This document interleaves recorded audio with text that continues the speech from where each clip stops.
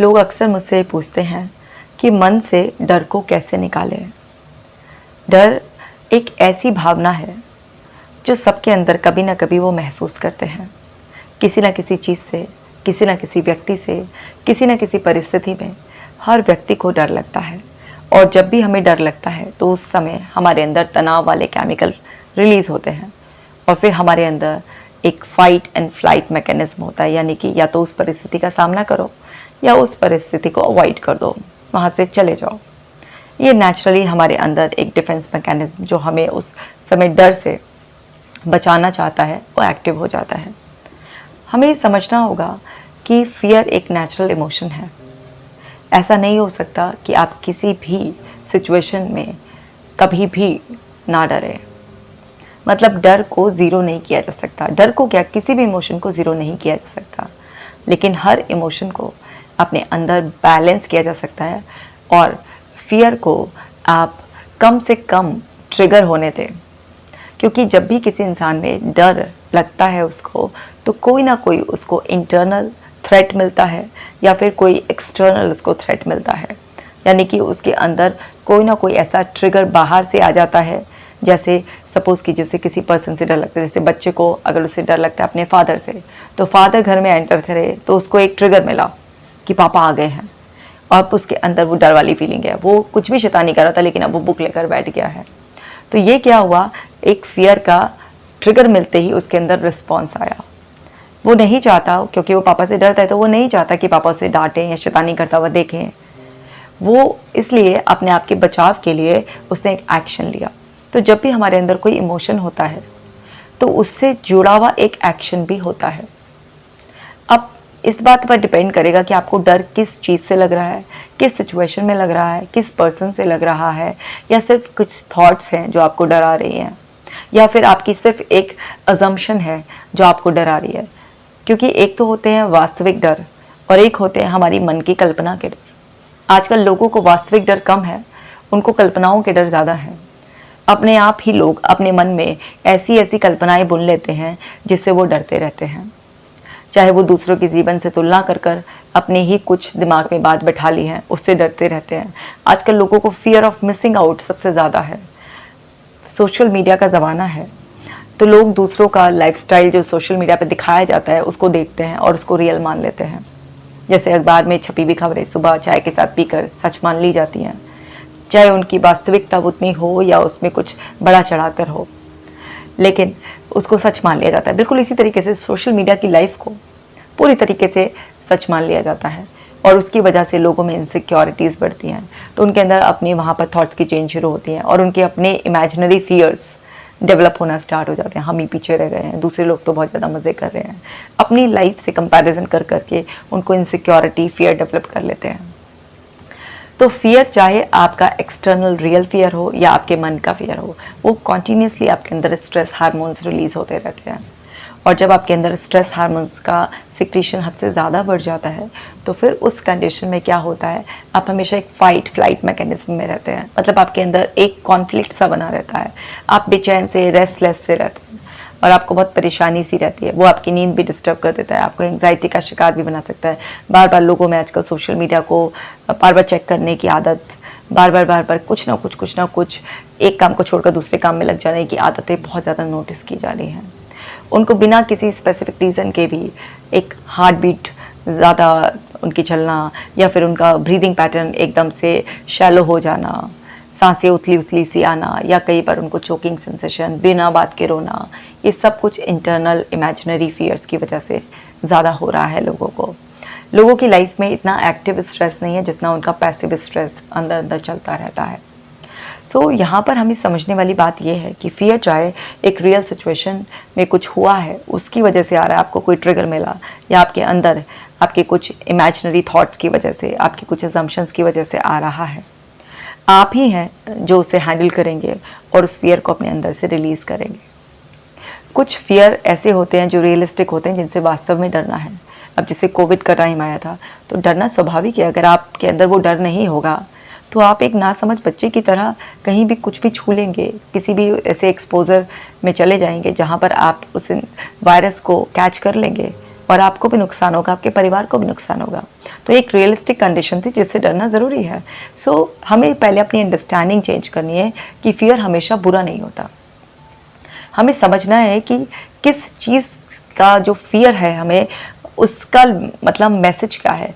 अब कोई भी सिचुएशन है, जैसे कोविड का ही मैं एग्जांपल दे रही हूँ, तो कोविड वाले उसको आपको ये समझना है कि उससे डरना नहीं है, अरे मुझे कोविड ना हो जाए, अरे मुझे कोविड ना हो जाए, या आप अपने आप को ज़रूरत से ज़्यादा सैनिटाइज कर रहे हैं, घर में लॉक कर लिया है, मास्क के बिना 1 मिनट भी नहीं रह रहे हैं, कुछ बाहर का नहीं खा रहे हैं, किसी से बात नहीं कर रहे हैं, सबसे डिस्कनेक्ट हो गए।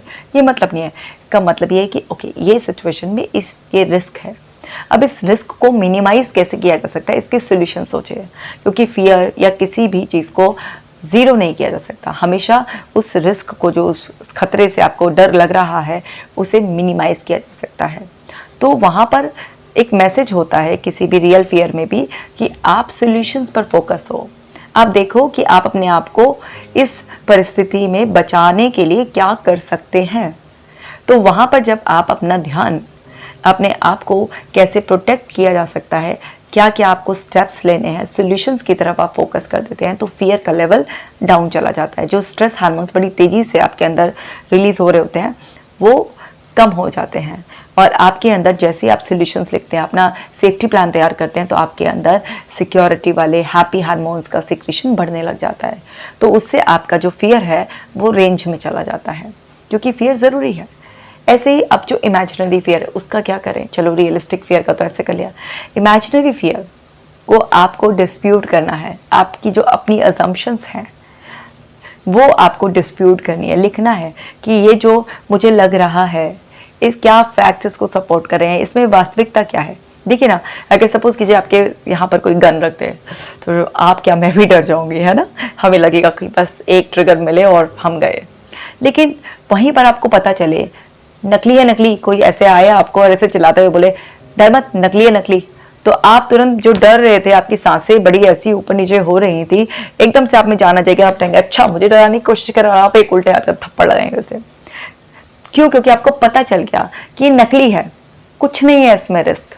तो आपके अंदर एकदम से स्ट्रेंथ आ जाएगी। तो आपको ये चेक करना होता है कि ये डर असली भी है या नकली है। तो आप उस डर को, जो भी आपके मन में पनप रहा है, उसको कागज पर लिखिए और देखिए कि क्या फैक्ट्स इसको सपोर्ट करते हैं। ये कहीं मेरी कोरी कल्पना तो नहीं है, मेरे मन का अनुमान तो नहीं है, सिर्फ कुछ पुराने अनुभव या इधर उधर से बातें सुनाकर मेरे मन ने इस विचार को बुन लिया, या वो इस परिस्थिति को अपने आप ही कल्पनाओं में बुन रहा है, मैं दूसरे के मायने अपने आप ही लगा रही हूँ। तो इस तरीके से आप उसे कसौटियों पर आंकिए, तथ्य देखिए, क्योंकि वास्तविकता आपकी और मेरी भावनाओं से नहीं चलती है। वास्तविकता तथ्यों के आधार पर है, जिंदगी तथ्यों के आधार पर चलती है। इमेजिन कीजिए कि एक अदालत है, वहाँ पर एक सस्पेक्ट को लाया गया है, जिसे भी क्रिमिनल नहीं कहा जा सकता क्योंकि वो सस्पेक्ट है, उस पर कुछ आरोप लगे हुए हैं। तो वहाँ पर कोई कहे जी जज साहब मुझे लग रहा है कि ये ना गुनाहगार है, इसको फांसी पे लटका दो या इसको जेल में डाल दो। डाल दिया जाएगा क्या आपकी भावनाओं, आपके अनुमान के आधार पर? बिल्कुल भी नहीं, तथ्यों के आधार पर डाला जाता है। सो वहाँ पर तथ्यों के आधार पर चलता है। तो वास्तविकता जो होती है वो सबूतों के आधार पर चलती है।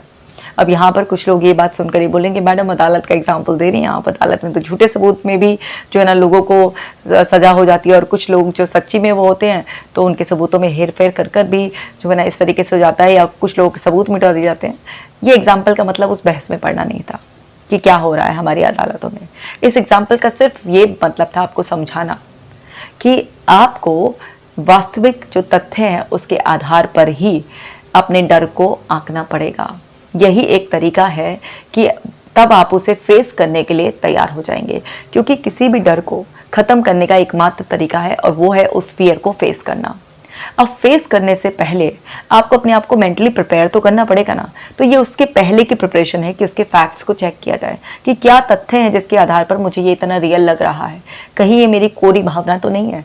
जब आप रियलिटी ग्राउंड्स पर फैक्ट्स बेसिस पर इस तरीके से उसे जज करते हैं तो वहाँ पर दूध का दूध और पानी का पानी हो जाता है। फिर आपके अंदर हिम्मत आती है और आप फिर उसका एक्सपोजर करते हैं। अब ज़रा एक उदाहरण से समझिए ना। मान लीजिए एक बच्चा है, उसे डर है स्विमिंग पूल में जाने का। अब उसे आप डायरेक्ट एक्सपोजर के लिए बोले कि जा स्विमिंग पूल में और उसको धक्का दे दें या उसका हाथ पकड़े के जबरदस्ती उसे पानी में कर दें, उसका डर और बढ़ जाएगा। लेकिन अगर आप उसे एक्सपोजर कराने से पहले उसे कुछ दिन स्विमिंग पूल के पास ले जाएं, दूसरे लोगों को स्विमिंग करता हुआ देखने दें, उसको फिर बताते रहें, उसको पहले से गाइडेंस मिले कि जब पानी में जाते हैं तो किस तरह से पैर चलाने होते हैं। धीरे धीरे आप रोप पकड़ कर किस तरह से सिर्फ पैर चलाना सीखो, फिर आप अपने हाथ भी चलाओ, फिर फ्लोट करोगे, ये करोगे, स्टेप बाय स्टेप उसको लाइक धीरे धीरे एक्सपोजर कराया जाता है। तो क्या होगा, उसका कितना भी बड़ा फियर हो लेकिन कुछ ही दिनों में चला जाएगा। तो ऐसे ही आपके इमेजिनरी फियर हो या रियल फियर हो, अल्टीमेट उसका इलाज एक्सपोजर करना ही होता है, यानी कि उन डर का सामना करना होता है। लेकिन उस डर का सामना करने से पहले कई बार अपने आप को प्रिपेयर करना होता है। तो उसी प्रिपरेशन को करने के बाद आप किसी भी तरीके के वास्तविक हो या काल्पनिक डर हो, उन सबको ख़त्म कर सकते हैं। अब काल्पनिक डर को तो पूरी तरह से ख़त्म किया जा सकता है और वास्तविक डर को मिनिमाइज़ किया जा सकता है। तो डर इसी तरीके से आपका पीछा छोड़ेगा। तो उम्मीद करती हूँ कि आपको अच्छी तरीके से समझ में आ गया होगा और आज से आप डर ना छोड़कर हिम्मत से काम लेंगे। आपकी कल्पनाओं के डर हो या वास्तविक डर हो, सबसे पीछा छुड़ाकर एक खुशहाली और हिम्मत से अपनी ज़िंदगी को जिएंगे।